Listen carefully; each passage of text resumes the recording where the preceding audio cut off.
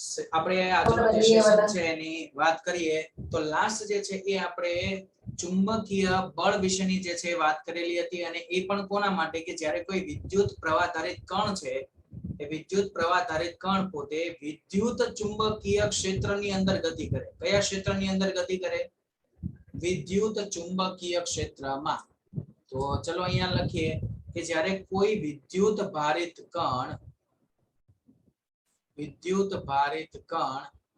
ની ગતિ વિદ્યુત ક્ષેત્ર E અને ચુંબકીય ક્ષેત્ર B બંનેમાં થાય ત્યારે તેના પર જે ઉદ્ભવતું અથવા તો તેના ઉપર જે લાગતું બળ છે એ બળની વાત કરીએ તો એ બળ આપણને મળેલું હતું F net is equal to Q vector okay પેલા E ચાલો वेक्टर E क्रॉस या फिर E plus vector V cross B આવું જે છે એ આપણને ફાઇનલ સૂત્ર ગઈકાલે મળેલું હતું. હવે આપણે અહીંયા ફરી પાછું જે છે ચુંબકીય બળ જ લાવવાનું છે પણ અહીંયા જે છે એ હવે આપણે ચુંબકીય બળ લાવવાનું છે વિદ્યુત પ્રવાહ ધારિત તાર પર. વિદ્યુત પ્રવાહ ધારિત જે વાહક તાર છે એ વિદ્યુત પ્રવાહ ધારિત વાહક તાર પર લાગતું ચુંબકીય બળ અને એ પણ ક્યાં તો કે ચુંબકીય ક્ષેત્રની અંદર. તો વિદ્યુત પ્રવાહ ધારિત વાહક તાર પર ચુંબકીય ક્ષેત્રમાં લાગતું જે ચુંબકીય બળ છે એના વિશેની વાત આપણે અહીંયા કરવાની છે. ચલો તો એ કઈ રીતે બળ લાગે છે એના વિશેની જે છે એ ચર્ચા કરીએ.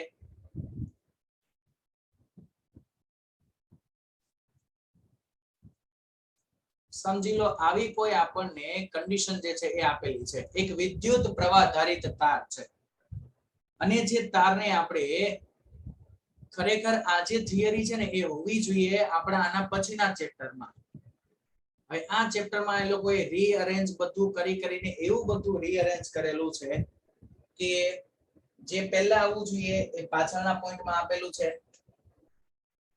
આગળના જે ચેપ્ટર છે પાછળના ચેપ્ટરમાં આવવું જોઈએ એ પણ આગળના ચેપ્ટરની અંદર પણ અલગ અલગ જે કોન્સેપ્ટ છે એ કોન્સેપ્ટને લઈને આપી દેવામાં આવેલું છે અહીંયા પર. ચલો તો અહીંયા જે છે એ આપણને કહેવામાં આવેલું છે કે આવી કોઈ આકૃતિ જે છે તમારા માટે બને. એક વિદ્યુત પ્રવાહ ધારિત તાર છે એટલે જુઓ અહીંયા તાર જે છે ને તારના બે છેડા વચ્ચે બેટરી જે છે ને કનેક્ટ કરી દેવામાં આવેલી છે તો જ એમાંથી વિદ્યુત પ્રવાહ વહેશે અને તેમાં વિદ્યુત પ્રવાહનું વહન જે છે તમે જોઈ શકો છો ઉપરથી નીચે તરફની દિશામાં વિદ્યુત પ્રવાહ જે છે એનું વહન છે. કેમ કે અહીંયા બેટરીનો ધન છેડો ઉપર તરફ જોઈન્ટ કરેલો છે એટલે કરંટ જે છે એ અહીંયાથી નીકળશે અને અહીંયાથી ફરી પાછો બેટરીમાં અંદર દાખલ થશે. હવે ખરેખર આ કન્ડિશન થી આપણું જે આ સૂત્ર છે ને એ પ્રૂફ થાય એટલે મેં આ આકૃતિ તમને અહીંયા લઈને આપેલી છે પણ આપણી ટેક્સ્ટ બુક ની અંદર વગર કન્ડિશને આ થિયરી જે છે એ પ્રૂફ કરીને આપેલી છે ધારણાઓ લઈને. હવે તમને અહીંયા એવું કીધેલું છે કે આપણે એક વિદ્યુત ભારની જગ્યા પર લઈ લઈએ એક L લંબાઈ જે છે એ અને એ જેટલા આડછેદનું ક્ષેત્રફળ ધરાવતો એક સળિયો. એ જેટલા આડછેદનું ક્ષેત્રફળ અને L જેટલી લંબાઈ ધરાવતો એક નિયમિત સળિયો જે છે એને આપણે શું કરવાનો છે એક નિયમિત સળિયો જે છે એ આપણે લઈ લેવાનો છે. સમાંગ સળિયો છે. નિયમિત સળિયો સમાંગ સળિયો એટલે કે દરેકે દરેક જગ્યા પર દળ વિતરણ જે છે એ કેવું હશે સતત હશે.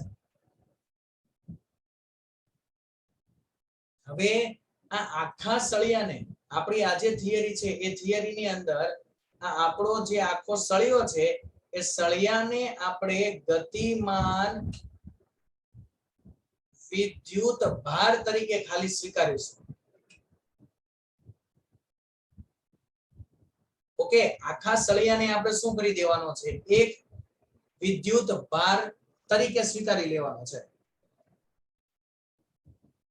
હવે એક વસ્તુ આપણને ખબર છે કે આ જે વાહક તાર છે, જે સળિયો છે, એની અંદર આપણી પાસે ઘણા બધા વિદ્યુત ભારો હશે.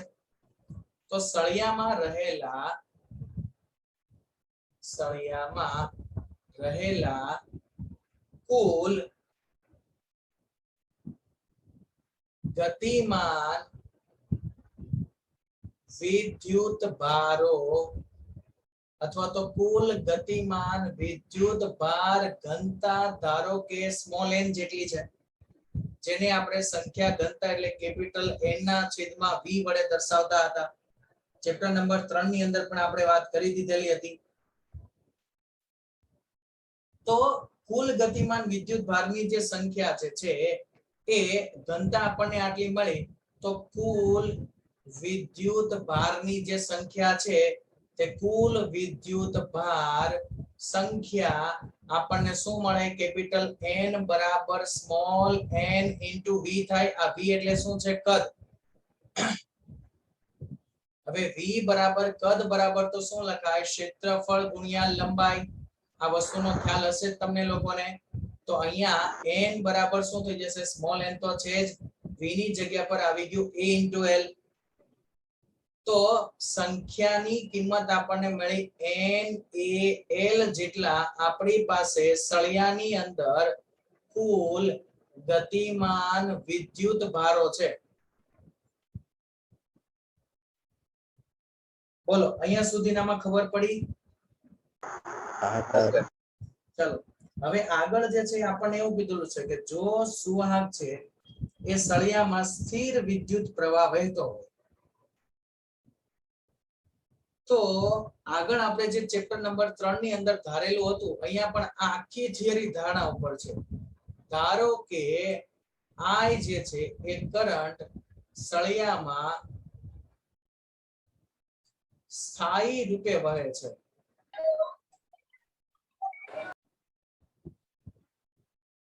તો સ્થાયી રૂપે એ વહન પામતો હોય તો આપણને ખબર છે કે જે ઇલેક્ટ્રોન છે એનો ડ્રિફ્ટ વેગ આપણને vd મળશે. સ્થાયી રૂપે વહન પામે તો ગતિમાન વિદ્યુત ભાર છે એ ગતિમાન વિદ્યુત ભાર નો જે વેગ છે એ વેગ આપણા ડ્રિફ્ટ વેગ જેટલો થાય. તો ડ્રિફ્ટ વેગ બરાબર તો આપણી પાસે કિંમત હતી vd. તો હવે જે છે એ આ ગતિમાન સળિયા ઉપર લાગતું જે કુલ બળની આપણે વાત કરીએ તો ઉદ્ભવતું કુલ બળ બરાબર n જેટલા આપણી પાસે વિદ્યુત ભારો હતા, તો n into q સદિશ e plus v cross b આવું લખાય.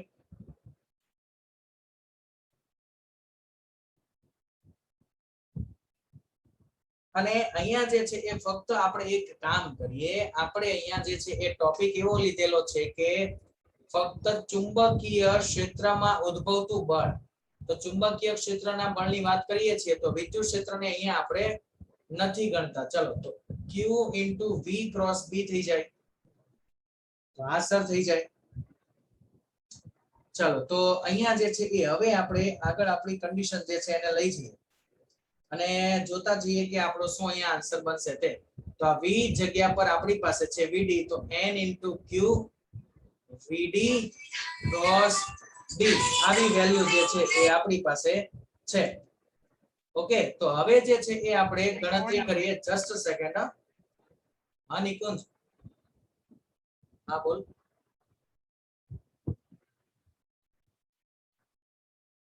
હા હા હા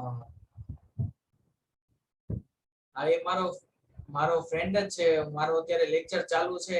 એક કામ કરને, મને તું બપોર પછી ફોન કરજે ને 5 વાગ્યા પછી. હા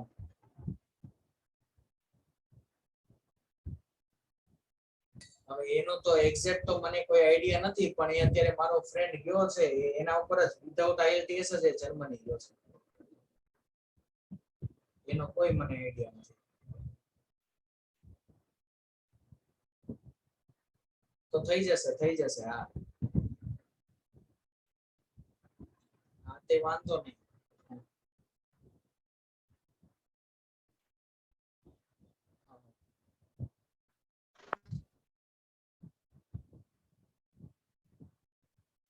હા તે વાંધો નહીં, ચાલ ને હું તને એનો કોન્ટેક્ટ કરાવી દઈશ. ચોક્કસ એ હા હા વિધાઉટ IELTS.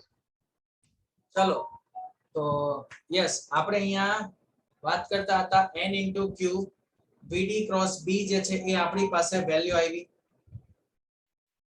ચલો હવે n ની કિંમત આપણી પાસે છે, એ n ની કિંમત મૂકો.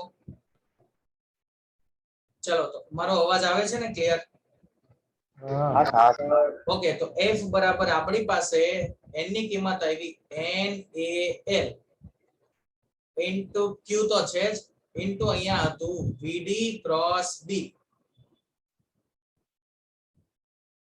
ચાલ તો નેક્સ્ટ જે છે એ હવે વાત કરીએ તો સર Na vd * q એટલે આ તો આપણી પાસે ભાઈ શું થઈ જાય. ઓકે, પહેલા આપણે ખાલી વાત કરીએ ચેપ્ટર નંબર 3 માં આપણી પાસે પ્રવાહ ઘનતાનું સૂત્ર હતું J = n q vd. એની vd હતું, e ની જગ્યા પર અહીંયા ત્યાં આપણે વિદ્યુતભાર E લીધેલો, એની જગ્યા પર અહીંયા આપણે લઈએ છીએ વિદ્યુતભાર q. તો n * vd હતું, તો આને ભેગું કરીએ તો શું લખાય? f બરાબર nq vector vd into al into vector b છે. ચલો તો આ જે છે એ થઈ ગયું સર પ્રવાહ ઘનતા છે. અહીંયા આવી ગયું al into ક્રોસ b, તો j into a સર આ તો થઈ જાય વિદ્યુત પ્રવાહ I. તો અહીંયા જે છે એ વિદ્યુત પ્રવાહ I થઈ ગયો આપણી પાસે. તો અહીંયા હવે આપણને b ની સાથે ઓકે બળ જે છે એ પોતે સદિશ રાશિ છે એ આપણને ખબર છે. તો અહીંયા જે છે એ વિદ્યુત પ્રવાહ તો સદિશ બનશે નહીં, તો કોણ સદિશ બનશે? L જે છે એ સદિશ બની જશે. તો L into વેક્ટર b થશે. સર આ કેમ L લીધો? તો એ L લેવાનું રીઝન છે એ L શું છે? તો આપણા જે કણ છે ને એ કણોએ કરેલું સ્થાનાંતર છે. આ જે L જે છે એ સળિયાની લંબાઈ હતી, પણ આ સળિયાની જે લંબાઈ છે એ લંબાઈ દીઠ જ કણ જે છે સ્થાનાંતર કરશે. કણ અથવા તો સમજી લો કે આપણે કણની જગ્યા પર આપણે લીધેલું છે વિદ્યુતભાર, તો એને કહી દઈએ અહીંયા કે વિદ્યુતભાર દ્વારા સળિયામાં થયેલું સ્થાનાંતર પણ તમે એને કહી શકો. અને બીજું તો આપણને ખબર જ છે કે એને આપણે સળિયાની લંબાઈ તો કીધેલું જ હતું, સળિયાની લંબાઈ જે છે એ પણ કહી શકો. તો સળિયાને જ્યારે ચુંબકીય ક્ષેત્રમાં મૂકો ત્યારે એના ઉપર લાગતું જે ચુંબકીય બળ છે એની કિંમત છે તમારી પાસે. તો આ છે સળિયામાં ઉદ્ભવતું ચુંબકીય બળ, જે આપણે અહીંયા વેલ્યુ જે છે એ લાવવાની હતી. ચાલો તો લાસ્ટ જે છે એ હવે અહીંયા આ જ ક્વેશ્ચન ની અંદર આપણે ડિસ્કશન કરીએ કે જો આપણું જે આ ફોર્મેશન આવે છે એ ફોર્મેશન સીધા સળિયા માટે લાગુ પાડી શકાય છે. હવે આ સમીકરણમાં b જે છે એ આપણી પાસે ઓલરેડી શું હતું? બાહ્ય ચુંબકીય ક્ષેત્ર. જે મેં આગળ તમને આકૃતિ તો આપેલી જ હતી, જેના પરથી તમને ખબર પડી જશે કે આ જે છે એ આપણી પાસે શું હતું? બાહ્ય ક્ષેત્ર જ હતું. તો જ્યારે વિદ્યુત પ્રવાહ ધારિત સળિયો જે છે એને બાહ્ય વિદ્યુત ક્ષેત્રમાં આપણે મૂકીએ, અને આ જે છે એ વિદ્યુત પ્રવાહ ધારિત સળિયાનો ચુંબકીય ક્ષેત્ર નથી, હા બાહ્ય ક્ષેત્ર છે. તો બાહ્ય ક્ષેત્ર મૂકીએ તો આપણને એક વસ્તુ ખબર છે કે વિદ્યુત પ્રવાહ ધારિત તારને કારણે એ પોતે શું કરશે? વિદ્યુત પ્રવાહને કારણે ત્યાં એ પોતે પણ ચુંબકીય ક્ષેત્ર જે છે એ ઉત્પન્ન કરશે.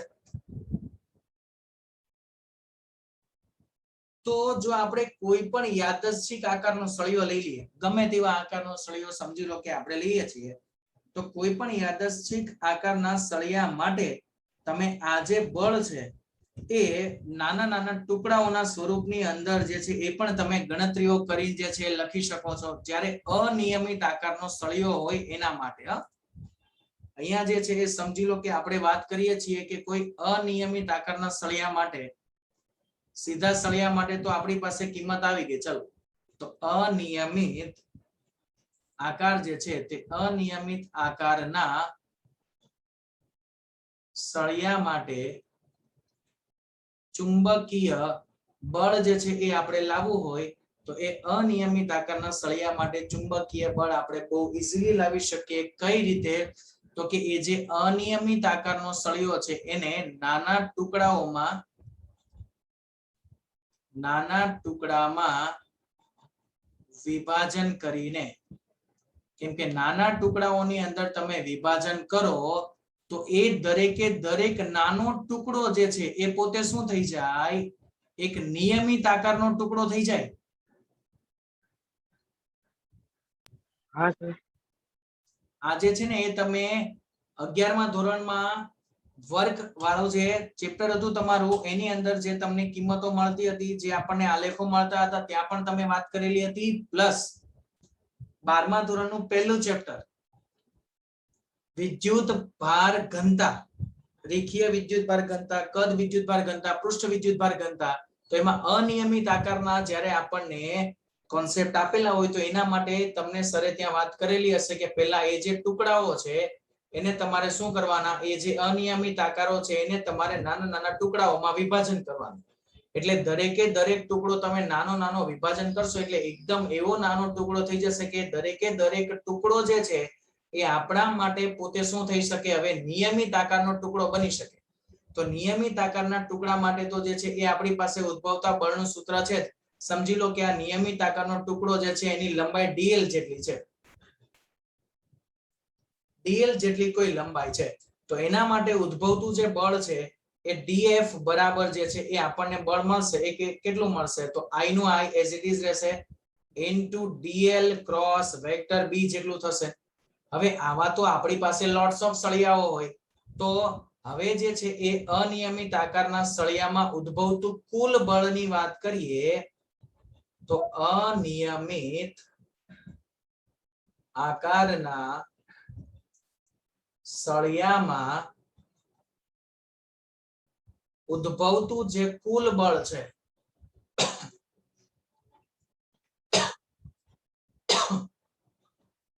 તો એ અનિયમિત આકારના સળિયામાં આપણને કુલ બળ જે મળશે એ મળશે F બરાબર તો ઇન્ટિગ્રેશન df. હવે સર એ ઇન્ટિગ્રેશન ક્યાંથી ક્યાં સુધી લેવું? તો એ આપણે ડાયરેક્ટલી કહી શકીએ નહીં. તો સમજી લો કે જે સુધી આપણે ઇન્ટિગ્રેશન લઈએ, તો આને તમે ઇન્ટિગ્રેશન ફોર્મ ની અંદર પણ લખી શકો. અને બીજું એક કામ કરીએ, એને જે છે ને આપણે ટુકડાઓના સરવાળાના સ્વરૂપમાં લખીએ તો સરવાળાના સ્વરૂપની અંદર પણ લખી શકો ડાયરેક્ટ. તો I ની વેલ્યુ તો કોન્સ્ટન્ટ છે એટલે એને બહાર લઈ લઈએ અને અહીંયા કહી દઈએ I is equal to 1 થી લઈને આપણે જેટલા ટુકડાઓ પાડેલા છે ત્યાં સુધીની કિંમત જે છે એ મુકાય. તો શું થશે અહીંયા? તો dl into dl I cross vector b. આવું થાય? હા. તો ટોટલ જે ફોર્મ્યુલા જે છે એ f માટેનું તમને આવું મળશે. આ ફોર્મ્યુલા મિત્રો યાદ રહે તો પણ ભલે અને ના યાદ રહે તો ચિંતા કરવાની જરૂર નથી. આ ફોર્મ્યુલાને રિલેટેડ આપણે કોઈ આપણી પાસે સમ્સ નથી. ઓકે, એટલે યાદ રહે છે તો વેલ એન્ડ ગુડ. નથી યાદ રહેતું તો કઈ વાંધો નહીં, આપણને લોકોને બનાવતા તો આવડશે જ. જે કાર્ય માટે ને એના માટેની કિંમતોની અંદર જે રીતે બનાવતા હતા એ જ રીતે જે છે એ અહીંયા તમારે લઈ જવાનું છે અને બહુ ઈઝીલી જે છે એ આપણને એની કિંમત જે છે એ મળી જશે. બોલો ક્લિયર? સર, હા, આમાં આપણે સૂક્ષ્મ ખંડ લીધો તો એનું સૂક્ષ્મ ચુંબકીય ક્ષેત્ર નો લેવું પડે ડીબી? નહીં નહીં.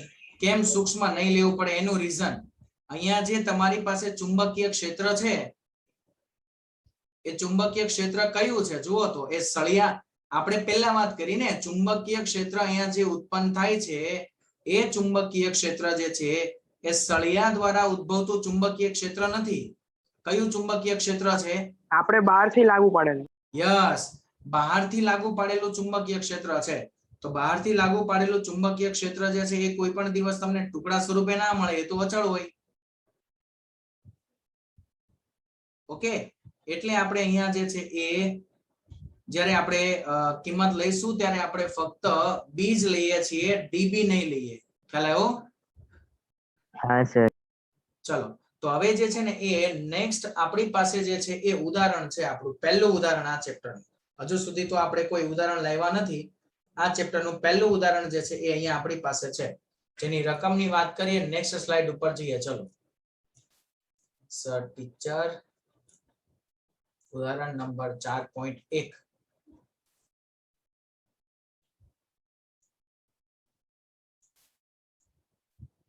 આવી કોઈ રકમ જે છે તમને લોકોને આપવામાં આવેલી છે અને પ્લસ એ રકમમાં સાથે સાથે એક આકૃતિ પણ છે, જે આકૃતિ ડાઉનલોડ કરવાની રહી ગઈ હતી. ચલો એને હવે લઈ લઈએ.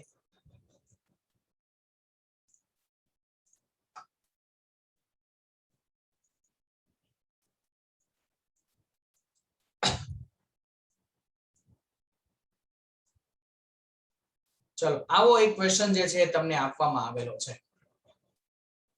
ઉદાહરણ નંબર 4.1 અને પૂછેલું એવું કઈ છે, તમે આગળ જે છે એ વાત કરતા જઈએ તો આપણને એવું કીધેલું છે કે 200 ગ્રામ દળ નો એક 1.5 મીટર લંબાઈનો સળિયો. ઓકે, એટલે એમ તમને આપવામાં આવેલું છે અહીંયા 200 ગ્રામ. કિલોગ્રામમાં કન્વર્ટ કરી દઈએ એટલે 0.2 કિલોગ્રામ થશે. 1.5 મીટર લંબાઈ, એલ બરાબર છે 1.5 મીટર. એક સીધો તાર I બરાબર 2 એમ્પિયર નો વિદ્યુત પ્રવાહ ધરાવે છે. તેને સમસ્થિતિજ અને સમાન ચુંબકીય ક્ષેત્ર B માં હવામાં લટકેલો રાખેલ છે, તો ચુંબકીય ક્ષેત્રનું મૂલ્ય કેટલું થાય? જો અહીંયા તમને ચુંબકીય ક્ષેત્ર ક્રોસ આપેલું છે, ક્રોસ નો મીનિંગ શું થાય? અંદર તરફ. તો અહીંયા આપણું જે ચુંબકીય ક્ષેત્ર જે છે એ ક્યાં છે? તો એ પૃષ્ઠને લંબ અંદર તરફની દિશામાં છે. કેવી દિશામાં છે? પૃષ્ઠને લંબ અંદર તરફ. અને એમાં આપણે એક સળિયો જે છે ને એને ફ્રીલી લટકાવેલો છે, એટલે કે આપણી જે આ ઉપરની થિયરી વાળી આકૃતિ હતી ને એના જેવું થાય. આવું છે. સમસ્થિતિજ દિશામાં ચુંબકીય ક્ષેત્ર છે અંદર તરફ. આ રીતે જે છે ચુંબકીય ક્ષેત્રની અંદર સળિયો જે છે લટકાવેલો છે. સળિયામાં વિદ્યુત પ્રવાહની દિશા જે છે એ પણ તમને આપી દેવામાં આવેલી છે. યસ, વિદ્યુત પ્રવાહની દિશાથી અહીંયા યાદ આવ્યું કે ઉપરની જે આપણે થિયરી જોઈ ગયા, તો એ થિયરીમાં આપણે ક્યાંય દિશા તો લાવ્યા નહીં, કેમ કે બળ પોતે સદિશ રાશિ છે. તો બળની દિશા કઈ બને? તો બળની દિશા લંબાઈ અને ચુંબકીય ક્ષેત્રથી બનતો જે સમતલ છે એ સમતલને લંબ રૂપે જે છે મળે. હા સર. તો હવે એને લંબ રૂપે જે છે એ આપણને દિશા મળશે. તો એ લંબ રૂપે દિશા અસર નક્કી કઈ રીતે કરવી? તો એને લંબ રૂપે દિશા નક્કી કરવા માટે ફરી પાછું જે છે એ આપણે ગઈકાલે કોન્સેપ્ટ જે લીધેલા હતા એવા જ કોન્સેપ્ટની મદદથી જે છે તમે લઈ શકો છો. જમણા હાથના સ્ક્રૂના નિયમ વાળો, કે જમણા હાથના સ્ક્રૂના નિયમથી કઈ રીતે કઈ દિશામાં બળ લાગે છે એ તમે ઈઝીલી જે છે એ ગણતરી કરી શકો છો. તો જો અહીંયા ઉપરની આપણી જે આકૃતિ હતી થિયરીની, એમાં જુઓ તો કે જે વિદ્યુત પ્રવાહ જે છે, ઓકે, ચુંબકીય ક્ષેત્ર જે છે ધન x અક્ષની દિશામાં છે. જુઓ તો છે. હવે એની અંદર જે છે એ તમે સળિયાને લટકાવેલો છે, એટલે સળિયો જે છે એ ચુંબકીય ક્ષેત્ર જે છે એમાં તમે લટકાવેલો છે. હવે એના ઉપર બળ લાગે છે, તો એ કઈ દિશામાં બળ લાગશે એની અહીંયા તમને વાત કરવામાં આવેલી છે. તો આને જે છે ને એ તમે જમણા હાથનો આપણો જે નિયમ છે એ નિયમ પરથી એને તમે ગણતરી જે છે એ કરી શકો છો. ઓકે, તો જમણા હાથ એક કામ કરીએ, આને જમણા હાથના નિયમની મદદથી ગણવો ને એના કરતા બેટર છે ડાબા હાથનો નિયમ આપણે યુઝ કરીએ. ચલો અહીંયા લખીએ જમણા હાથ કરતા અહીંયા બેટર જે છે ને ફ્લેમિંગ નો ડાબા હાથનો નિયમ યુઝ થશે. તો ફ્લેમિંગ નો ડાબા હાથના નિયમ પરથી, તો ડાબો હાથ જે છે એમાં એનો જે અંગૂઠો છે એ અંગૂઠાની જે દિશા બતાવશે એ બતાવશે બળની દિશા. પછી જે પ્રથમ આપણી આંગળી છે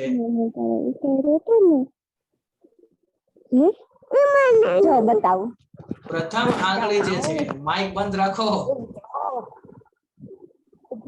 પ્રથમ આંગળી જે છે એ તમને ચુંબકીય ક્ષેત્રની દિશામાં રાખવાની. कहाँ गया रे मामू ये मामू कहाँ है ये અને બીજી જે આંગળી છે એની વાત કરીએ તો બીજી આંગળી જે છે મોટી આંગળી એની દિશા જે છે એ રાખવાની વિદ્યુત પ્રવાહની દિશામાં.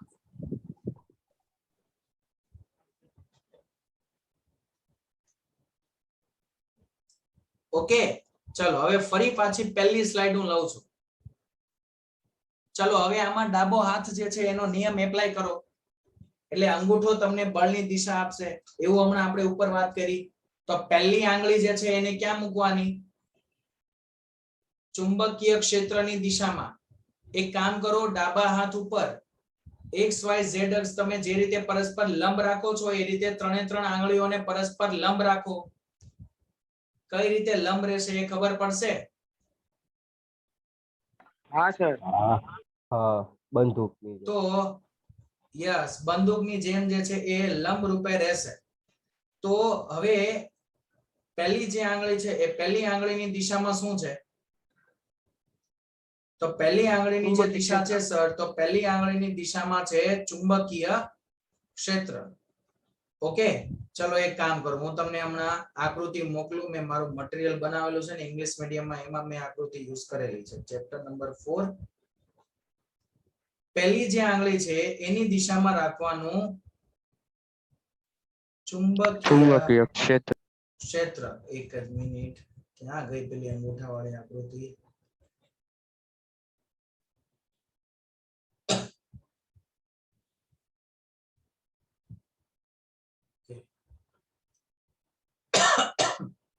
એક જ સેકન્ડ.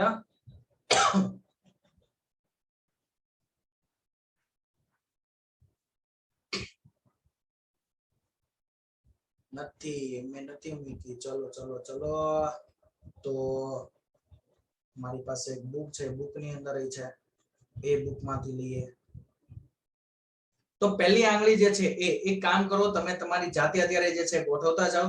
ત્યાં સુધીમાં હું જે છે ને એ આ આકૃતિ ગોતી રાખું અને તમે જુઓ અહીંયાથી ટ્રાય કરો તો તમને જે દિશા મળે છે એ F અહીંયા તમને આકૃતિમાં ઉપર તરફ દર્શાવીને આપેલો છે. તો એ દિશામાં તમને દિશા મળે છે કે નહીં જુઓ તો, ચેક કરો તો. પહેલી આંગળી ચુંબકીય ક્ષેત્રની દિશામાં રાખો, બીજી આંગળી જે છે વિદ્યુત પ્રવાહની દિશામાં રાખો. તો વિદ્યુત પ્રવાહ જે છે એ ઉપરથી નીચે તરફની દિશામાં વહન પામે છે. તો એ દિશાના ફોર્મેટની અંદર રાખો અને એના આધારે જે છે એ આપણને ફાઇનલી જે છે એ ફોર્મેશન મળ્યો આપણને કઈ. તો બળ F જે છે એ તમને ક્યાં મળશે? ત્યાં ઉપર તરફની દિશામાં તમને ચોખ્ખું વિદ્યુતીય બળ જે છે, ઓકે, ચોખ્ખું બળ તમને ઉપર તરફની દિશામાં જે છે એ ડાયરેક્ટલી મળી જશે.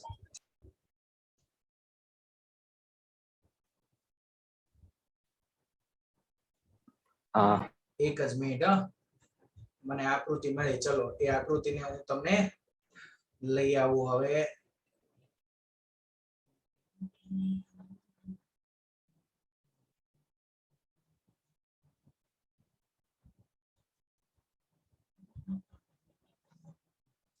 એ થોડી અલગ આકૃતિ છે પણ વાંધો નહીં, ખ્યાલ આવી જશે તમને લોકોને. એને લઈ જઈએ આપણે આપણી આ જે સ્લાઇડ છે ને આ સ્લાઇડ પછી એક્સ્ટ્રા સ્લાઇડ મૂકીએ.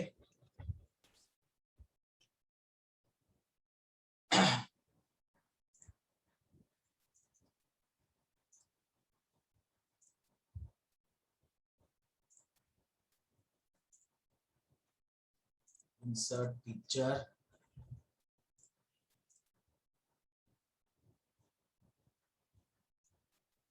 ચલો આવો કોઈ જે છે એ નિયમ જે છે એ લગાડી શકાય. અંગૂઠાની દિશામાં જે છે એ તમને જુઓ શું આપેલું છે અહીંયા જે છે ને એ આંગળીની જગ્યા પર બીજી આંગળી જે છે ને એની જગ્યા પર હથેળી યુઝ કરેલી છે.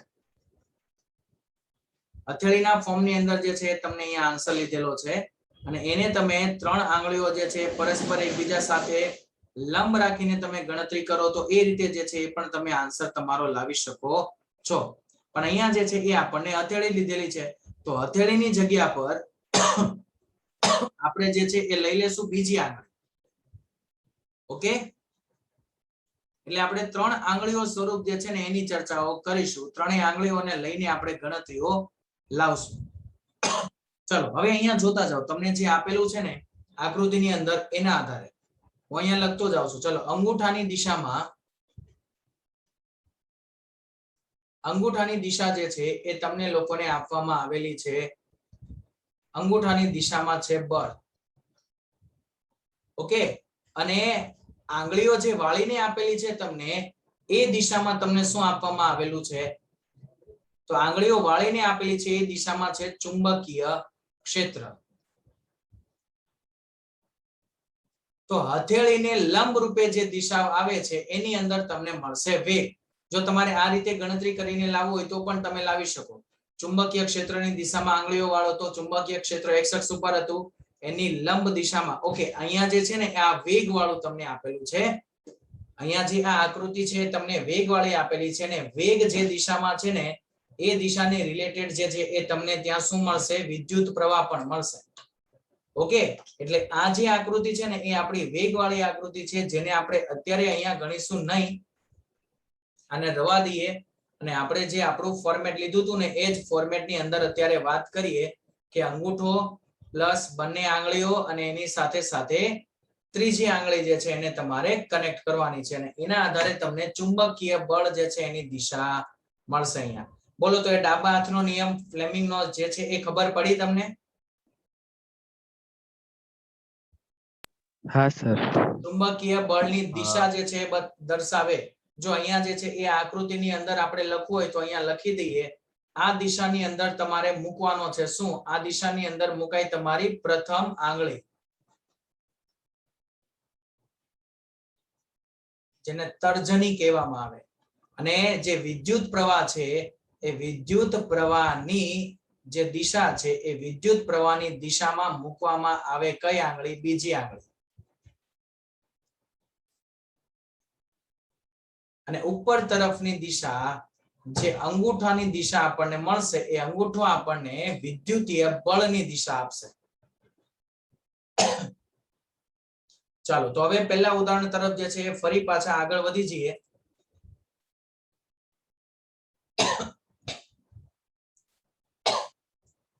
તો પહેલા ઉદાહરણ જે છે એની અંદર આવી કોઈ કન્ડિશન આપેલી છે. ચુંબકીય ક્ષેત્ર ક્યાં છે? તો પૃષ્ઠને લંબ રૂપે અંદર છે અને વિદ્યુત પ્રવાહ જે છે એ વહે છે x અક્ષની દિશામાં. તો ત્યાં જે છે એ ચુંબકીય બળ જુઓ તો તમને અહીંયા જે છે એ ગણતરી કરશો તો ચુંબકીય બળ તમને ક્યાં મળશે? ડાબા હાથનો નિયમ મૂકશો તો ઉપર તરફ ચુંબકીય બળ મળશે. હા. કેમ કે આ જે દિશા છે આ દિશામાં મુકાશે આપણો અંગૂઠો.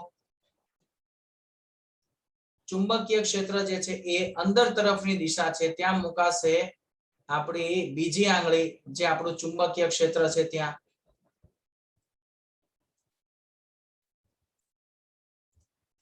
અને આ બધી કિંમતો હવે એપ્લાય કરશો એટલે તમને આન્સર મળશે. ચલો તો આન્સર માટે આપણી પાસે બહુ ઈઝી કિંમત છે. હવે ઉધ્વ દિશામાં જે છે ઉદ્ભવતું ચુંબકીય બળ છે ઉપર તરફ ચુંબકીય બળ લાગે છે. નીચે તરફ અહીંયા તમને ઓલરેડી વજન બળ જે છે એ આપી દીધેલું છે Fg અને ઉપર તરફ જે છે એ અહીંયા લાગે છે ચુંબકીય બળ Fb.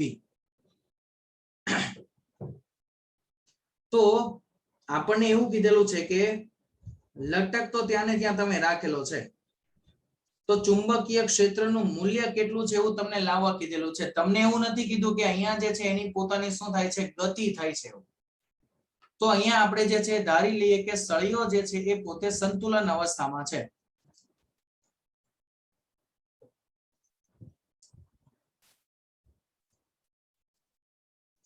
ધારી લો કે સળિયો જે છે એ પોતે સંતુલન અવસ્થામાં છે. તો એ સંતુલન અવસ્થામાં હશે ત્યારે શું થશે કે વજન બળ અને ચુંબકીય બળ બંને સમાન થઈ જાય. તો વજન બળની જે વેલ્યુ છે એ આપણી પાસે આવી mg અને ચુંબકીય બળ તો આપણી પાસે હતું જ I B L. સર અહીંયા ક્રોસ આવે તો ક્રોસ આવે તો અહીંયા થઈ જશે sin થીટા અને B અને L ની જે વાત કરીએ તે હંમેશા પરસ્પર એકબીજાને કેવા હોય લંબ જ હોય. તો B અને L માટેની વાત કરીએ તો B જે છે એ ચુંબકીય ક્ષેત્ર અને લંબાઈ બંને પરસ્પર એકબીજાને લંબ હોવાથી થીટા બરાબર 90 ડિગ્રી થાય. તો sin 90 જે છે એની કિંમત આપણને કેટલી મળે sin 90 ની કિંમત થઈ જાય 1. તો sin 90 ની કિંમત 1 થઈ જાય એટલે આપણો આન્સર બનશે mg બરાબર IBL અથવા તો BIL. તમે જે રીતે યાદ રાખો એ રીતે. અને હા ઉપર જે છે એ આપણે સૂત્ર જે છે ને એ એના ફોર્મેટની અંદર લાવી ગયા અને પછી આપણે એના સ્પેશિયલ કેસીસ વિશેની અહીંયા જે છે એ ચર્ચા નથી કરી. તો સ્પેશિયલ કેસ વિશેની પણ તમારે જો અહીંયા ચર્ચા કરવી હોય તો એ તમે કરી શકો. આપણી ટેક્સ્ટ બુકમાં તો નથી એટલે મેં નહોતું લીધું પણ અહીંયા ચલો આપણે કામ કરીએ એક્સ્ટ્રામાં લખી દઈએ સ્પેશિયલ કેસ. તો જે ફોર્મ્યુલા તમને મળશે એ તમને મળશે IBL sin થીટા.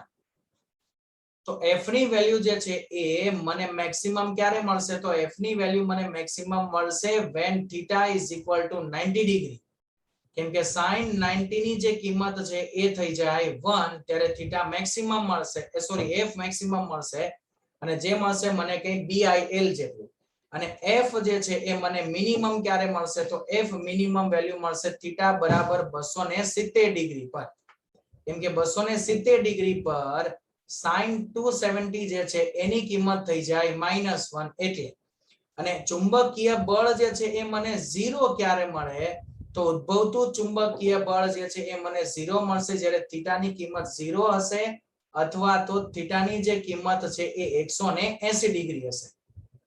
કે sin 0 અને 180 ની કિંમત જે છે 0 થઈ જાય એટલે મને કુલ બળ ત્યાં 0 મળશે. એટલે કે જ્યારે તમે જે સળિયો છે એ સળિયાને તમે ચુંબકીય ક્ષેત્રની જે દિશા છે એ જ દિશામાં રાખો એટલે કે ચુંબકીય દિશા જે છે ચુંબકીય ક્ષેત્રને સમાંતર તમે સળિયો ગોઠવો તો એના ઉપર કોઈ પણ પ્રકારનું બળ જે છે એ ઉદ્ભવશે નહીં. એના ઉપર બળ જે છે ક્યારે ઉદ્ભવશે કે સળિયો જે છે કે જ્યારે ચુંબકીય ક્ષેત્રને લંબ રૂપે ગોઠવાયેલો હશે ત્યારે જ તેના ઉપર ચુંબકીય બળ જે છે લાગશે બાકી ચુંબકીય બળ લાગશે નહીં. ચલો તો અહીંયાથી આપણે b ની વેલ્યુ લાવવાની છે તો b ને કરતા બનાવી દઈએ તો આન્સર આવી જાય આપણો mg/il. તો m ની વેલ્યુ જે છે એ આપણને અહીંયા આપવામાં આવેલી હતી 0.2 કિલોગ્રામ. g ની કિંમત જે છે એ 9.8 ના છેદમાં i ની કિંમત જે છે એ આપણને આપવામાં આવેલી 1.5 સોરી લંબાઈ 1.5 હતી i તો 2 એમ્પિયર હતું. રેડી. તો આ બધાનો ગુણાકાર અને ભાગાકાર કરીને આન્સર લાવો તો કેટલો આવે છે 0.65. ઓકે તો 0.65 ચુંબકીય ક્ષેત્રનો એકમ ટેસ્લા. કાલે વાત કરેલી ટેસ્લા અને ગોસ SI એકમમાં ટેસ્લા અને CGS એકમમાં ગોસ. અહીંયા તમારો આજે ક્વેશ્ચન છે એ પૂરો. બહુ ઈઝી ક્વેશ્ચન હતો પણ થોડું સમજવાનું હતું બસ બીજું કઈ હતું નહીં. ચલો નેક્સ્ટ વન જે છે એ તમને ક્વેશ્ચન આપવામાં આવેલો છે સેકન્ડ વન ક્વેશ્ચન જે કમ્પ્લીટલી થિયરી બેઝ છે.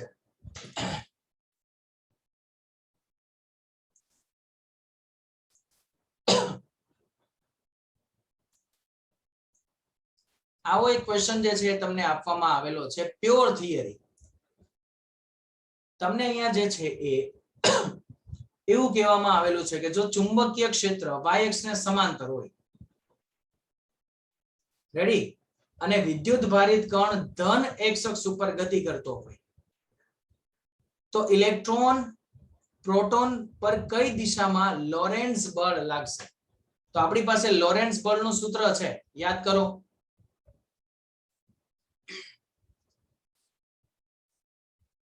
લોરેન્સ બળ F બરાબર Q V ક્રોસ B. ચુંબકીય ક્ષેત્રનું જ ખાલી બળ છે એટલે આપણે એને આ ફોર્મેશનમાં જ રાખીએ. તો સર આ તો બળ જે છે એ આ બંનેને લંબરૂપે લાગે. હવે જો આના માટે મેં જે આગળની આકૃતિ તમને લઈને આપેલી હતી ને, પેલી અંગૂઠા વાળી, એ આકૃતિ જે છે એ તમે અહીંયા હવે લઈ શકો. લાવ, હા. અને આ આકૃતિ વિશેની વાત પણ મેં ઓલરેડી તમને લોકોને ગઈકાલના આપણા સેશનની અંદર કરી દીધેલી હતી કે નહીં? હથેળી વાળી વાત આપણે ગઈકાલે આપણા સેશનની અંદર થઈ હતી કે જ્યારે ધન વિદ્યુતભાર હોય ત્યારે હથેળીને લંબ રૂપે જે છે એ આપણને દિશા મળે વેગની. તો અહીંયા જુઓ એ જ રીતે આવે છે, હથેળીને લંબ રૂપે જ તમને જે છે વેગની દિશા મળે છે. અહીંયા તો ધન વિદ્યુતભાર માટે હોય તો ડાબી બાજુ તરફ મળશે અને ઋણ વિદ્યુતભાર બાજુ હોય તો સોરી ડાબી બાજુ જમણી બાજુ એમ નહીં, ધન વિદ્યુતભાર બાજુ હશે તો હથેળીનો જે આપણો વ્હાઈટ ભાગ હશે એ બાજુ મળશે અને ઋણ વિદ્યુતભાર બાજુ હશે તો હથેળીનો આપણો જે ડાર્ક ભાગ છે એટલે કે હથેળીનો પાછળ તરફનો જે ભાગ છે ત્યાં મળશે. હવે ચલો અહીંયા જે છે ને એ તમારે દિશા જે છે નક્કી કરવાની છે કે ધન વિદ્યુતભાર માટે ક્યાં હશે અને ઋણ વિદ્યુતભાર માટે ક્યાં હશે. હવે એક વસ્તુ તો સ્પષ્ટ છે કે એનો વેગ જે છે એ x અક્ષની દિશામાં છે અને ચુંબકીય ક્ષેત્ર y અક્ષની દિશામાં છે એટલે આપણને જે જવાબ મળશે ને જવાબનો આન્સર આપણો આવશે z અક્ષની દિશામાં. બોલો હા કે ના? કેમ કે ત્રણે પરસ્પર લંબ થાય. હા સર. ચલો તો અહીંયા જે છે એ હવે તમારે અહીંયા ક્વેશ્ચન જે છે સોરી કિંમત જે છે એ લાવવાની છે કે ભાઈ ઇલેક્ટ્રોન માટે જે છે પહેલા અહીંયા વાત કરીએ. ચલો ઇલેક્ટ્રોન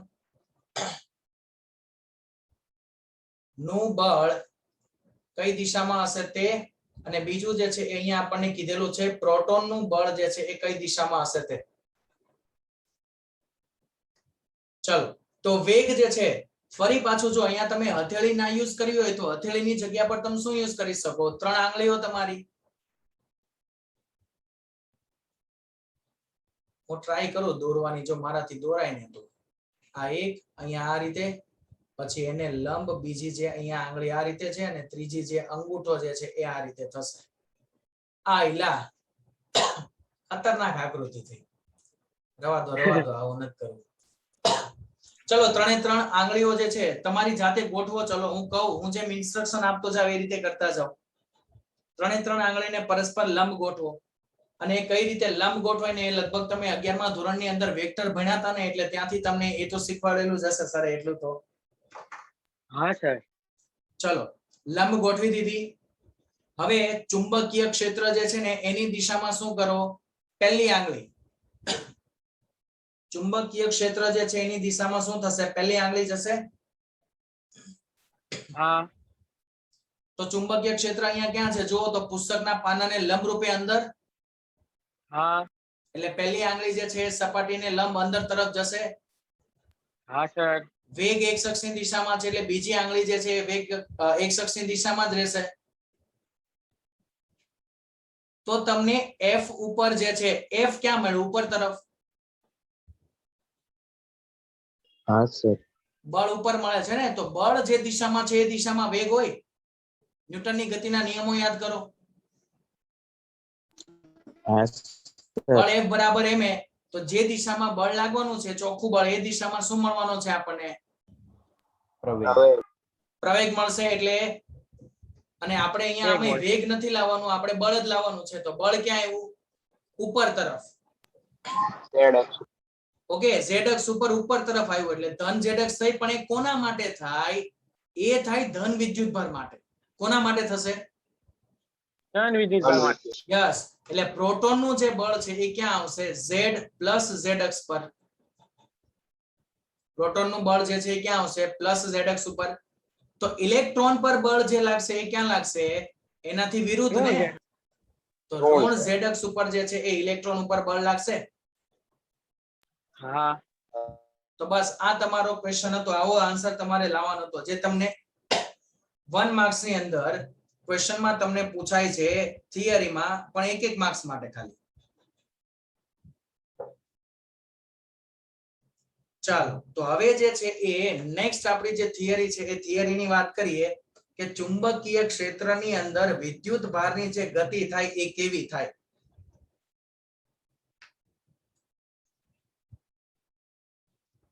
બાહ્ય ચુંબકીય ક્ષેત્રમાં વિદ્યુત ભારની ગતિ. ચાલો તો અહીંયા જે છે એ આપણે હમણાં વાત કરતા જ હતા કે આપણે આગળ જે છે એ બળ વિશેની જ વાત કરીને એના જ આધારે આપણે ત્યાં વેગ વિશેની પણ ચર્ચા કરેલી હતી. હવે આપણને યંત્રશાસ્ત્રના નિયમો તો જે છે ખબર જ છે. તો હવે જે છે એ આપણે અહીંયા ડાયરેક્ટલી વાત કરીએ કે ભાઈ ચુંબકીય ક્ષેત્રમાં જ્યારે કોઈ વિદ્યુતભાર પોતે ગતિ કરશે ત્યારે તેની ગતિ જે છે એ કેવા પ્રકારે થશે.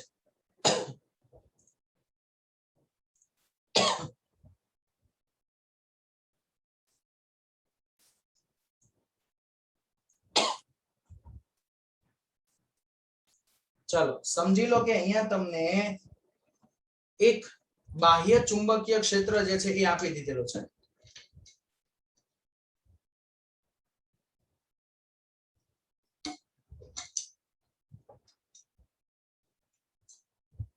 હવે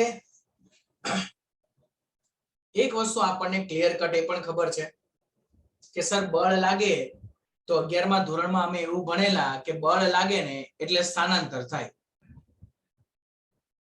ઓકે ને 11મા ધોરણના કોન્સેપ્ટમાં એવું ભણેલા કે સર બળ લાગે તો સ્થાનાંતર થાય અને જો સર સ્થાનાંતર થાય તો કાર્ય થાય.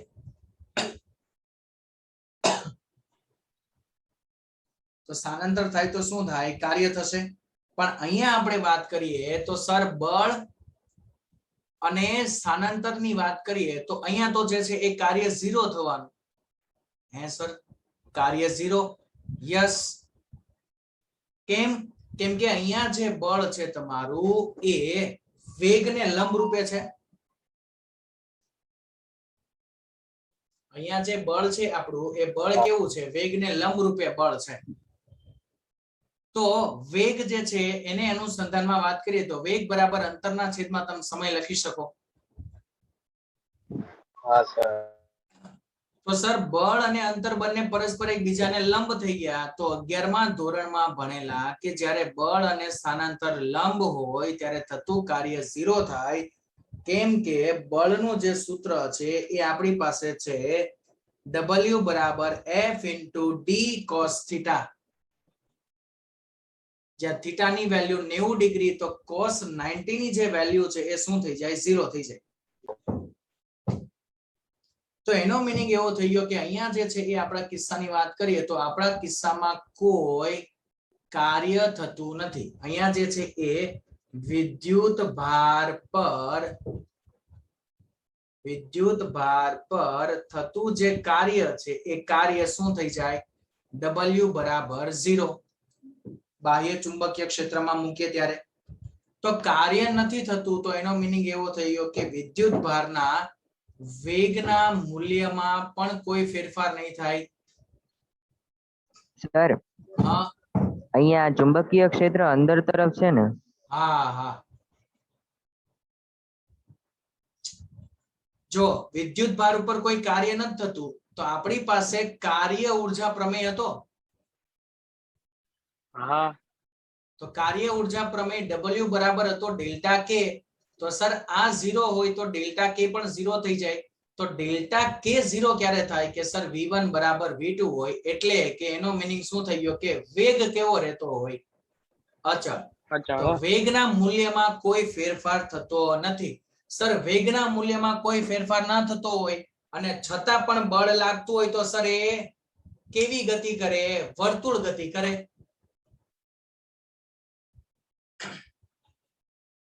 હા કે ના? હા. તો અહીંયા જે આપણે ચુંબકીય ક્ષેત્રમાં વાત કરીશું તો ચુંબકીય ક્ષેત્રની અંદર એ જ કોન્સેપ્ટ છે મિત્રો અહીંયા. ઓકે. તો ચુંબકીય ક્ષેત્રની અંદર જ્યારે આપણે અહીંયા કોઈ વિદ્યુત ભારને દાખલ કરીએ છીએ, એક ચલો ઉદાહરણ દ્વારા સમજીએ. આ ઉદાહરણ અહીં અલગ છે, હું બીજું ઉદાહરણ તમને આપું. ચલો, આવું કોઈ આપણી પાસે ચુંબકીય ક્ષેત્ર છે અને એ ચુંબકીય ક્ષેત્રની અંદર અહીંયાથી કોઈ મેં v વેગથી વિદ્યુત ભારને દાખલ કર્યો. હવે એના પર બળ કઈ દિશામાં લાગે ગણતરી કરો તો ક્રોસ એટલે ચુંબકીય ક્ષેત્ર અંદર, વેગ જે છે એ અહીંયા, તો બળ ઉપર તરફ લાગશે. હા તો અહીંયાથી જે બળ ઉપર તરફ મીન્સ કે ક્યાં લાગશે? અહીંયા અંદર તરફ લાગશે.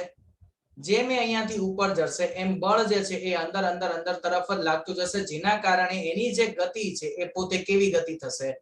વર્તુળાકાર પ્રકારની ગતિ થશે કે નહીં? હા તો જે વિદ્યુત ભાર છે આપણો, એ વિદ્યુત ભારની જે ગતિ થશે એ ચુંબકીય ક્ષેત્રમાં એની ગતિ કેવી હશે? વર્તુળાકાર પ્રકારની ગતિ હશે. એ કોઈ પણ દિવસ રેખીય ગતિ ચુંબકીય ક્ષેત્રની અંદર જે છે એ કરી શકશે નહીં. Just a second.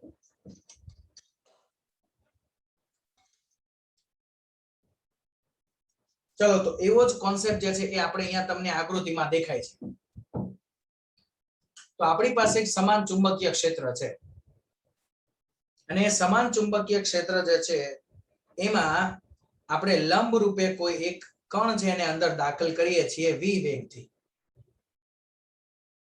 Okay, v વેગથી કેવા રૂપે આપણે એને દાખલ કરીએ છીએ? લંબ રૂપે. આ v જે તમને અહીંયા દેખાય છે બધા લંબ છે ચુંબકીય ક્ષેત્રને. હવે એ દરેક જગ્યા પર જો તમે આપણે ડાબા હાથના નિયમ પ્રમાણે યુઝ કરો તો બધી જ જગ્યા પર ઉદ્ભવતું બળ જે છે એ ક્યાં હશે? કેન્દ્ર તરફ હશે. તો બધી જ જગ્યા પર જ્યારે સમાન ચુંબકીય ક્ષેત્રમાં લંબ રૂપે v વેગથી કણને ગતિ કરાવતા તેના પર કેન્દ્રગામી બળ ઉદ્ભવે. કયું બળ ઉદ્ભવે? કેન્દ્રગામી બળ. અને કેન્દ્રગામી બળ ઉદ્ભવવાના કારણે જે થતી ગતિ છે એ 11મા ધોરણમાં આપણે ભણીને આવ્યા હતા.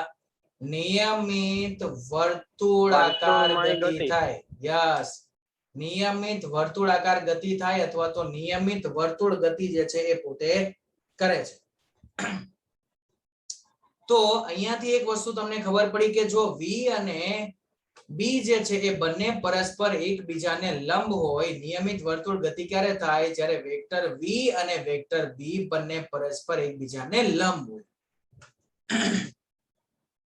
ત્યારે આ જે કિંમત જે છે એના કારણે આપણને ગતિ જે મળશે એ કેવી મળશે? નિયમિત વર્તુળાકાર પ્રકારની ગતિ જે છે એ મળશે. ઓકે, ચાલો તો નેક્સ્ટ કન્ડિશન ની હવે વાત એવી કરીએ કે સર જો એ બંને પરસ્પર લંબ નહીં હોય તો શું થશે? ઓકે, એક કોન્સેપ્ટ તો અહીંયા આપણને ખબર પડ્યો કે ભાઈ આ બંને પરસ્પર જે છે લંબ છે તો એની ગતિ જે છે એ આવા કોઈ માર્ગે થાય છે, વર્તુળાકાર માર્ગે ખાલી, અને એ પણ નિયમિત વર્તુળાકાર ગતિ છે. પણ જો હવે એનો ચુંબકીય ક્ષેત્ર જે છે એ ચુંબકીય ક્ષેત્રનો ઘટક એને કંઈક ને કંઈક મળશે જે ઘટક 0 નહીં હોય. અહીંયા તો શું થાય છે કે બંને પરસ્પર લંબ છે એટલે એનો મીનિંગ એવો થઈ ગયો કે d નો વેગને સમાંતર ઘટક 0 છે. બોલો આવું લખાય કે ના લખાય? હા તો આજે પહેલી કન્ડિશન તમે વાત કરી બાહ્ય ચુંબકીય ક્ષેત્રમાં વિદ્યુતભારની ગતિ એ આની છે કે જ્યારે v અને b બંને પરસ્પર લંબ હોય ત્યારે. હવે સેકન્ડ કન્ડિશન જે છે એની વાત કરીએ કે વેક્ટર v અને b કંઈક એકબીજાથી કંઈક ખૂણે હોય ત્યારે. તો એકબીજાથી કંઈક ખૂણે હશે ત્યારે ઉદ્ભવતું અથવા તો ત્યારે થતી જે છે એની ગતિ જે છે એના વિશેની વાત કરવાની છે. તો એ લખીએ ચલો. ત્યારે ચુંબકીય ક્ષેત્રમાં વિદ્યુત ભારની ગતિ જે થશે એ કેવી થશે? જો ચુંબકીય બળ જે છે એ ચુંબકીય બળનો જે ઘટક હતો એ ઘટક શું હતો? 0 હતો. અને એ પણ કયો? સમાંતર કે પ્રતિ સમાંતર, એ વેગનો ઘટક, જેના કારણે એની જે ગતિ થતી હતી તે ફક્ત ને ફક્ત નિયમિત વર્તુળાકાર પ્રકારની ગતિ થતી હતી.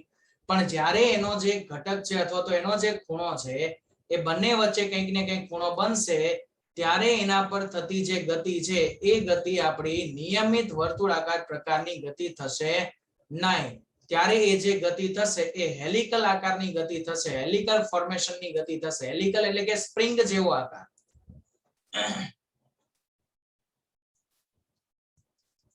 ચલો, આવા કોઈ આકારની જે છે એ ગતિ થશે ક્યારે? કે જ્યારે ચુંબકીય ક્ષેત્ર જે છે એને વેગને સમાંતર કોઈ ઘટક હશે ત્યારે. સમજી લો કે અહીંયા જે છે એ વેગને v ને સમાંતર કે પ્રતિ સમાંતર ચુંબકીય ક્ષેત્ર સમાંતર કે પ્રતિ સમાંતર ચુંબકીય ક્ષેત્ર b નો ઘટક અસ્તિત્વ ધરાવતો હોય ત્યારે.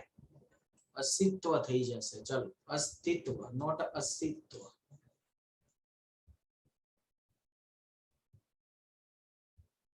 અસ્તિત્વ, તો અસ્તિત્વ ધરાવે ત્યારે ગતિ જે છે એ હેલિકલ જેવી થાય. હેલિકલ પ્રકારની ગતિ થશે. કેવા પ્રકારની ગતિ થશે? હેલિકલ પ્રકારની. હેલિકલ એટલે કે સ્પ્રિંગ જેવું આકાર. કુંતલમય. શું કીધું? કુંતલમય. કુંતલવય. કુંતલમય. અચ્છા, કુંતલમય. અને બીજું કહેવાય સર્પિલાકાર. હેલિકલ જે છે એને બીજું સર્પિલાકાર પણ તમે બોલી શકો છો. હવે આવું જે છે એ થવાનું રીઝન શું? તો આ ગતિ જે છે એ થવાનું રીઝન છે કે દરેક બિંદુએ મળતું ચુંબકીય બળ, જેના કારણે આવા પ્રકારની ગતિ જે છે એ થાય છે. કેમ કે ચુંબકીય બળ જો દરેકે દરેક જગ્યા પર તમને v અને b બંને એક્ઝેક્ટ તમને લંબ ના મળે એટલે એ જે છે એ પોતે આગળ તરફ ગતિ કરે. અને આ ક્યારે થાય? કે v અને b વચ્ચે કઈ ખૂણો હોય એટલે કે b જે છે એમાં તમે કોઈ ખૂણે વિદ્યુત ભાર જે છે એને દાખલ કરો છો. ઓકે, આગળની જે કન્ડિશન હતી એ કન્ડિશનમાં અહીંયા વાત કરીએ તો તમે વિદ્યુત ભારને જે અહીંયા એક્ઝેક્ટ લંબ રૂપે સમજી લો કે અહીંયા વિદ્યુત ભારને એક્ઝેક્ટ લંબ રૂપે તમે દાખલ કરેલો હતો ત્યારે આવી ગતિ મળતી હતી. પણ લંબ રૂપે નહીં, હવે તમે આવા ક્રોસ રૂપે કઈ અહીંયા અંદર દાખલ કરો, ચુંબકીય ક્ષેત્ર જે છે એ અંદર તરફની દિશામાં છે કઈ, અને વિદ્યુત ક્ષેત્ર આપણે જે વેગ લાવ્યા એ ચુંબકીય ક્ષેત્રને લંબ રૂપેની દિશામાં કઈ નથી લાવતા એક્ઝેક્ટ, પણ કોઈ થીટા ખૂણે લાવીએ છીએ. એટલા માટે એનું જે ઘટક છે એ 0 નથી થતું ને જેના કારણે એની ગતિ થાય છે. તો એને શું થશે કે એના કેન્દ્રથી જે છે એ દિશામાં તો એને કેન્દ્રગામી બળ તો જે છે એ લાગતું જ હશે. આ તો બળ હશે જ, કેન્દ્રગામી બળ જે છે એ તો લગાવશે જ. એ કેન્દ્રગામી બળ કોણ લગાવશે? તો વેગનો જે b ને લંબ ઘટક છે, વેગનો b ને લંબ ઘટક છે એ કેન્દ્રગામી બળ લગાવશે. અને જે ચોખ્ખું બળ લગાવશે એની વાત કરીએ તો ચોખ્ખું બળ જે લગાવશે એ લગાવશે વેગનો b ને સમાંતર ઘટક, જેના કારણે કણ જે છે એ વર્તુળમય ગતિ કરતો એટલે કે ગોળ ગોળ ફરતો પોતે આગળ તરફની દિશામાં ગતિ કરશે. ઓકે, તો અહીંયા આપણને એક વસ્તુ જે છે ખબર પડી કે સર કેન્દ્રગામી બળ F c ની જે વેલ્યુ છે એ આપણને અહીંયા ચુંબકીય બળ FB જેવી કઈ મળી. કેમ કે કેન્દ્રગામી બળ અને ચુંબકીય બળ જે છે એ તમને અહીંયા મળશે. આ આપણી ઉપરની કન્ડિશનની વાત કરીએ છીએ. આમાં નહીં, આ તો જસ્ટ તમને દર્શાવી દીધું. હવે નેક્સ્ટ સ્લાઇડ ઉપર જઈએ. ચલો, કે અહીંયા જે છે એ આપણને એક વસ્તુ મળે છે કે નિયમિત ગતિ માટે નિયમિત વર્તુળ ગતિ માટે જે જવાબદાર બળની વાત કરીએ તો નિયમિત વર્તુળ ગતિ માટે જવાબદાર જે બળ છે એ બળ કયું છે અહીંયા કેન્દ્રગામી બળ અને એ કેન્દ્રગામી બળ અહીંયા કોણ પૂરું પાડે છે તો એ કેન્દ્રગામી બળ જે છે એ ચુંબકીય બળ પૂરું પાડે છે કોણ પૂરું પાડે છે ચુંબકીય બળ પૂરું પાડે તો એ બંનેને જે છે હું સરખાવી શકું FC centripetal force is equal to FB magnetic force તો સર સેન્ટ્રીપેટલ ફોર્સ તો થઈ જાય mv સ્ક્વેર બાય r અને આ જે બળ થઈ જાય એ થઈ જાય qvb હવે qvb sin થીટા થાય પણ v અને b બંને પરસ્પર લંબ હોય તો vb ખાલી લખાય ખ્યાલ આવે છે ને કે નથી આવતો હા સર તો અહીંયાથી તમને વર્તુળ માર્ગની જે ત્રિજ્યા છે એ તમને મળશે એક એક v જશે અહીંયા તો r ને કરતા બનાવો તો mv ઉપર રહેશે ના છેદમાં નીચે આવી જશે અહીંયાથી qb તો આ જે છે એ તમને મળી વર્તુળ માર્ગની ત્રિજ્યા તો વર્તુળ માર્ગની ત્રિજ્યા તમે આ સૂત્રની મદદથી જે છે એ મેળવી શકો છો હવે અહીંયાથી તમે વર્તુળ માર્ગની જે છે એ કોણીય આવૃત્તિ પણ તમે લાવી શકો કઈ રીતે ચલો ગણીએ તો કોણીય આવૃત્તિ જે છે એની વાત કરીએ તો સર કોણીય આવૃત્તિ જે છે એ પણ આપણને મળશે તો કોણીય આવૃત્તિ ઓમેગા બરાબર 2 પાઈ f આપણી પાસે ફોર્મેશન છે પણ આ સર ક્યાંથી લાવશું તો ઓકે ચલો આપણી પાસે ઓમેગા નું હજુ એક સૂત્ર હતું omega is equal to v by r v is equal to r omega યાદ આવ્યું હા હા સર તો અહીંયાથી v બાય r ને કરતા બનાવો તો r ને ફરી પાછા નીચે લઈ લો એટલે qb ઉપર જતું રહે અને m જે છે એ નીચે આવી જાય તો આ ઓમેગા ની વેલ્યુ મળી તમને qb બાય m અને આવૃત્તિ મળી તમને કોણીય આવૃત્તિ ઓમેગા અને જો તમે અહીંયા આપણી નેટ આવૃત્તિની વાત કરો તો આવૃત્તિ જે છે તમને f બરાબર મળે qb upon 2 પાઈ m બોલો ખબર પડી આમાં હા હા સર તો યસ અહીંયા જે છે એ આપણને આવી કોઈ આપણી શું મળશે આવૃત્તિ મળશે અને આવૃત્તિ પરથી જો તમારે આવર્તકાળ લાવવો હોય તો અહીંયાથી તમને આવર્તકાળ પણ મળશે આવર્તકાળ t બરાબર 2 પાઈ m બાય qb કેમ કે આવર્તકાળ બરાબર થઈ જાય આવૃત્તિનું વ્યસ્ત તો આવૃત્તિના વ્યસ્ત જે છે એને કહેવામાં આવે છે આવર્તકાળ આ બધા સૂત્રો આપણા માટે ઇમ્પોર્ટન્ટ છે ઓકે ચલો હવે અહીંયા જે છે એ આકૃતિની વાત કરીએ તો તમે માઇક્રોમીટર વિશે કંઈક ભણેલા હશો તો ખબર હશે નહીતર તો અહીંયા વાત કરીએ ચલો આજે છે એ સ્ક્રૂના આટા જેવી કન્ડિશન બને છે હા સર તો સ્ક્રૂના બે ક્રમિક આટા વચ્ચેનું જે અંતર છે ને એને કહેવામાં આવે પિચ સ્ક્રૂના બે ક્રમિક આટાઓ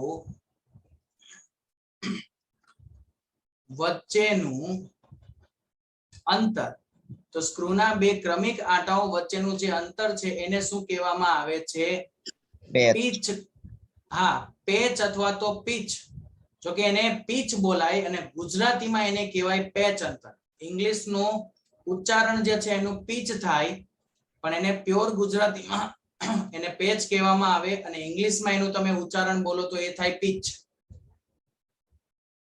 તો અહીંયા તમને પીચની વેલ્યુ જે છે લાવવા માટે કીધેલું હોય તો પીચની વેલ્યુ પણ અહીંયા મળશે હવે અહીંયા જુઓ ચોખ્ખું બાહ્ય બળ કયા ઘટકને કારણે ઉદ્ભવતું હતું તો વેગના સમાંતર ઘટકને કારણે તો આ પીચ જે મળશે એ કયા ઘટકને કારણે મળશે વેગના સમાંતર ઘટકને કારણે મળશે હા સર તો અહીંયાથી જે છે એ આપણને પેચ અંતર જે છે એની પણ કિંમત મળશે તો પેચ અંતર બરાબર તો સર આપણને ખબર છે કે શું લખાય વેગ ગુણ્યા સમય લખાય તો વેગ જે છે એ આપણી પાસે છે સમાંતર વેગનો ઘટક v સમાંતર અને સમય છે આવર્તકાળનો t તો પેચ અંતર જે છે એને p વડે દર્શાવાય પિચ ચાલો તો આને રિગાર્ડિંગ જે છે એ હવે આપણે કિંમતો મૂકીશું એટલે આપણો આન્સર જે છે એ શું થઈ જશે તો v સમાંતર છે એ ઘટક એમને એમ t ની કિંમત સર મળી આપણને 2 પાઈ m અપોન qb. હા સર ઓકે, તો આ જે છે એ તમને મળી પિચ ની વેલ્યુ.